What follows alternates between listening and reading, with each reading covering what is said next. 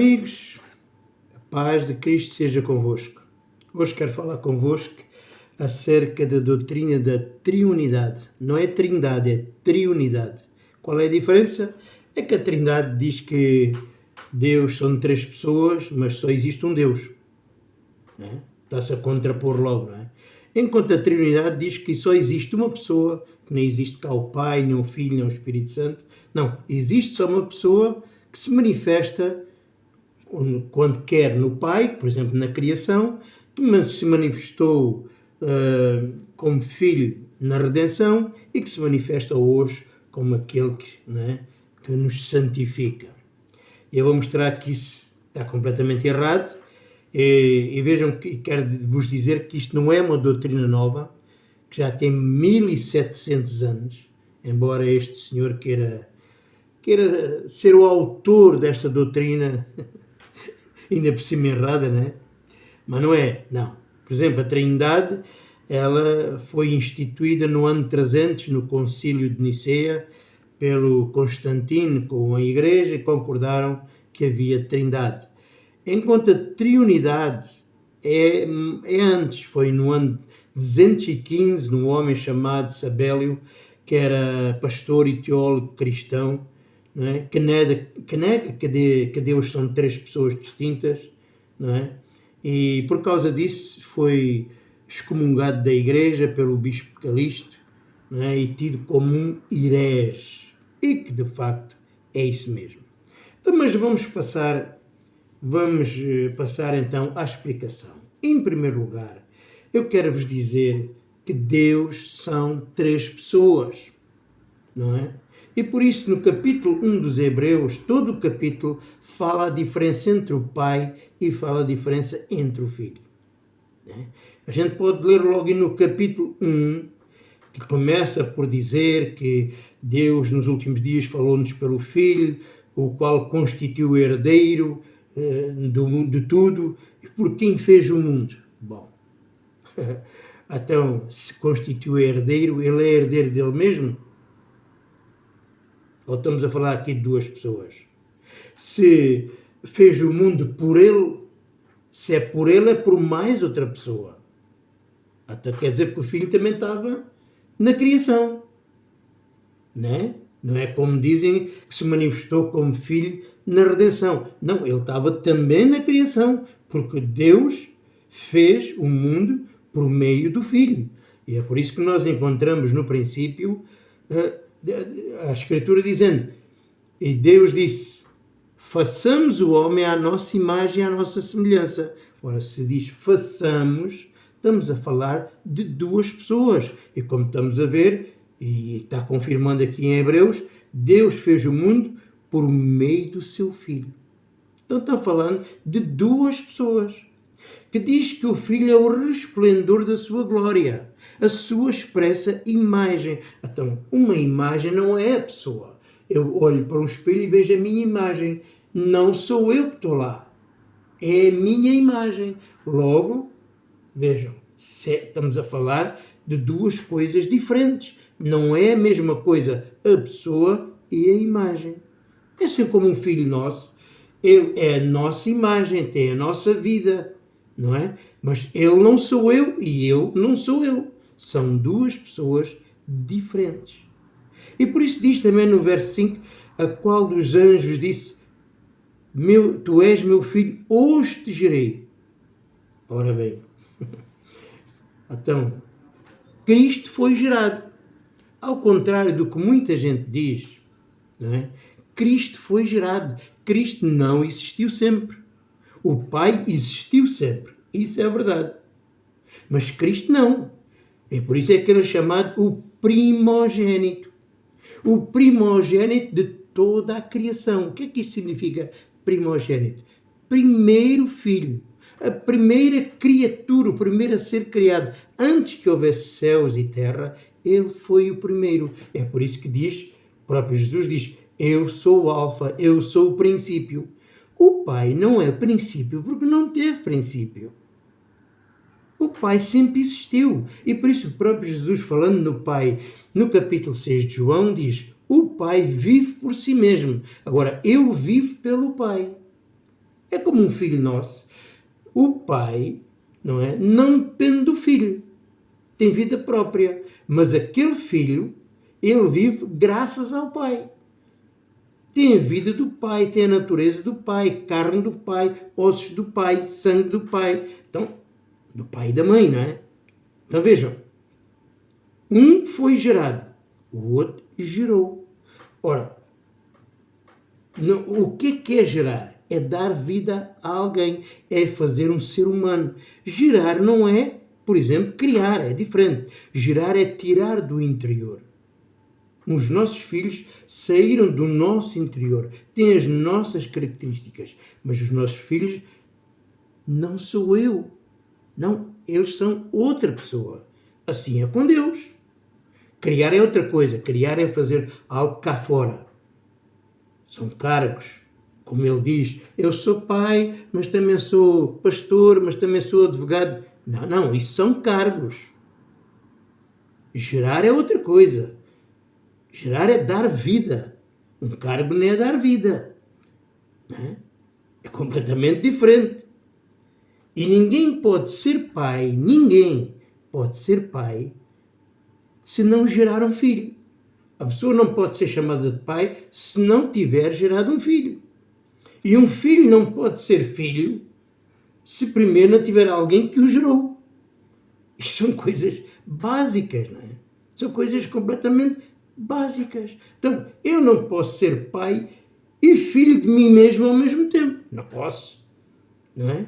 Eu não posso ser pai e tornar-me filho de mim mesmo. Estão a entender? Então, eu não posso ser pai sem gerar e nem um filho pode ser filho se não for gerado. Esta é a realidade. O que é gerar? É dar vida. É criar algo com vida. Então significa isto mesmo. Quando a Bíblia diz, tu és meu filho, hoje te gerei, significa que antes não existia. E por isso a própria Escritura diz que ele é o primogênito de toda a criação. Não é? O primogênito é o primeiro filho a ser gerado. Assim como nós somos filhos de Deus. A diferença dele para nós é que ele é o primogênito. E por isso a Escritura diz que nós somos os seus irmãos. Nós somos iguais, exatamente iguais a Jesus. Temos a mesma vida, temos a mesma natureza, temos a mesma mentalidade, o mesmo espírito, o mesmo coração. Não é? Mas não somos o Filho. Não somos Jesus. Certo? Então vejam. Estamos a falar de duas pessoas. E vejam, Hebreus confirma isso mesmo, que existe mais que um Deus. Vejam o que é que diz no verso 8. Diz assim, mas do Filho diz, ó Deus, estão a ver, então o Filho é Deus, o teu trono subsiste pelos séculos dos séculos, e o cetro de equidade é o cetro do teu reino. Vejam agora o verso 9. Atentem. Amaste a justiça e odiaste a iniquidade. Por isso, Deus, o teu Deus... Estão a ver aqui dois deuses?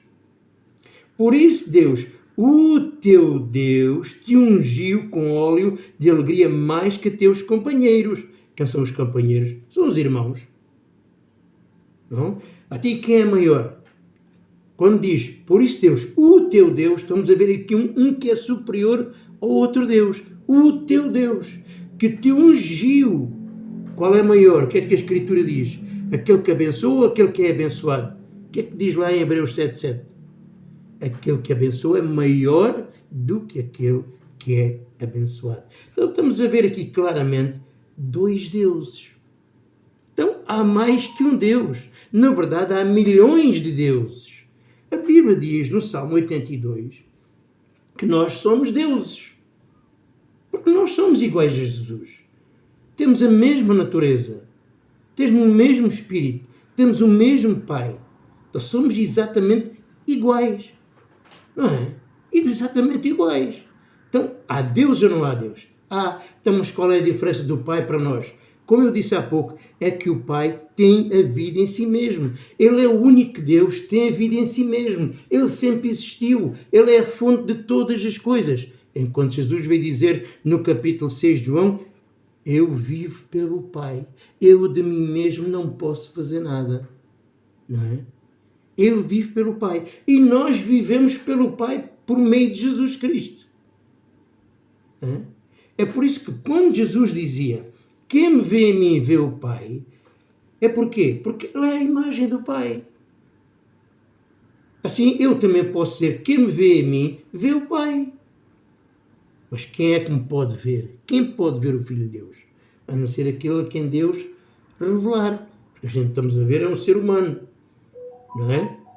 É isso que nós estamos a ver. Eles argumentam: mas também está escrito que Jesus disse: eu e o Pai somos um. Eu e o Pai somos um, não está falando de uma pessoa.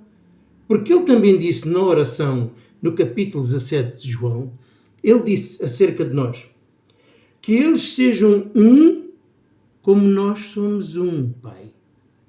É da mesma forma que Jesus é um com o Pai, assim também nós somos um com o Pai. Um como? No mesmo espírito, com a mesma vida, com a mesma santidade, com a mesma mentalidade, com o mesmo espírito.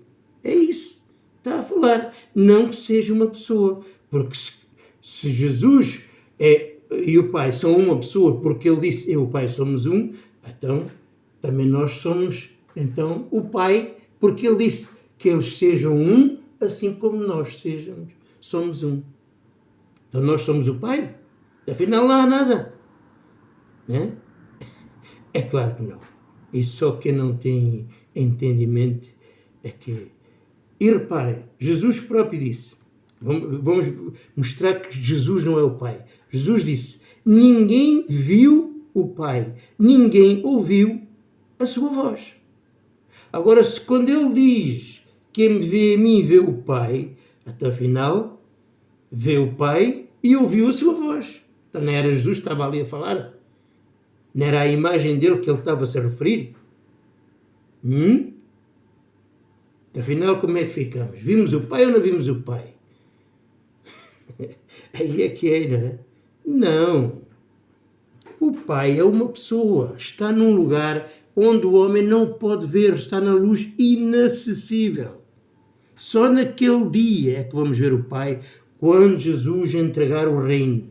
Como está escrito em 1 Coríntios capítulo 15, então Deus que sujeitou todas as coisas a Cristo, e depois diz, claro que exceptua aquele que lhes sujeitou todas as coisas, ele mesmo se vai sujeitar àquele que lhe sujeitou todas as coisas. Então vai se sujeitar porque, então, se é tudo deles e já tinha dele, vai entregar o reino a quê? Se o reino é dele, se ele é o Pai, vai entregar a quem? Não é claro. Quem é aquela pessoa que está à direita de Deus, que Deus disse: senta-te aqui à minha direita? Então, Deus senta-se à direita de si mesmo? É só uma pessoa ou são duas pessoas? É claro que são duas pessoas. Isso não tem cabimento, essa doutrina, e por isso foi rejeitada, por isso foi tida como uma heresia. Claro, não tem pés nem cabeça, não é? Porque quando alguém defende essa doutrina, estava a dizer que Jesus foi um mentiroso, foi um fingido, não é? Porque se ele era o Pai, ele estava orando para ele mesmo. Então as suas orações foi tudo fingido, não é? O seu desespero foi tudo fingido. Porque se ele é o Pai, tem todo o poder nos céus e a terra, estava com esse desespero porquê? Não tinha nada a desesperar, porque ele podia todas as coisas. Então o desespero de Jesus foi fingido. A sua angústia, o seu medo, o seu pavor, as suas lágrimas, foi tudo fingido. O abandono foi tudo fingido. Até abandonou-se a si mesmo. Como é que ele faz isso? Quem fala estas coisas não sabe o que é que está dizendo. Essa doutrina provém do inferno. É como se ele fosse ventrículo, né? Quando o Pai falava, era o Pai que era ele, né? Fazia ouvir uma voz, tipo ventrículo, e conversavam os dois quando apenas são só um. Mas conversar o quê? Para que é conversar consigo mesmo? Só que conversa consigo mesmo quem não está bom da cabeça. Então, eu podia estar aqui horas a desmantelar esta heresia, mas penso que isto é mais que suficiente. Vejam, amigos, aí no capítulo 1 de Hebreus, todo o capítulo fala de diferença entre o Pai e o Filho, especialmente quando diz Por isso Deus, o teu Deus. Então Jesus tem um Deus acima dele, que é o Pai. O teu Deus te ungiu. Né? Então vemos aqui os dois a interagir. Não é o Pai na criação, o Filho na redenção e o Espírito na santificação. Não, os três. E lá no batismo das águas vê-se isso mesmo, no Jordão. O Pai que falou, o Filho que foi batizado e o Espírito que se manifestou como uma pomba.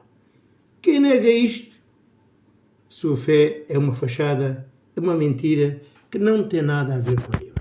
Ok?